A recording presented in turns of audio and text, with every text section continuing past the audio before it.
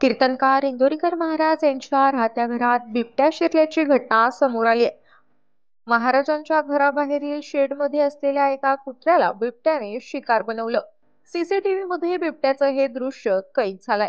आता हा CCTV video social मीडियावर मोठ्या प्रमाणात व्हायरल झालाय. संगमनेर तालुक्यातल्या ओझर गावात कीर्तनकार इंदोरीकर महाराज यांचं घर आहे. रात्री 8च्या सुमारास बिबट्या महाराजांच्या घरात घुसला आणि शेडमध्ये बसलेल्या एका कुत्र्याला बिबट्याने उचलून नेलं. सध्या याचा व्हिडिओ सोशल मीडियावर व्हायरल होतोय. काही दिवसांपूर्वी या परिसरात बिबट्याचा वावर वाढलाय.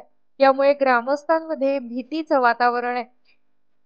या बिबट्याचा लवकरात लवकर बंदोबस्त करण्यात यावा अशी मागणी नागरिक वन विभागाकडे करतायत.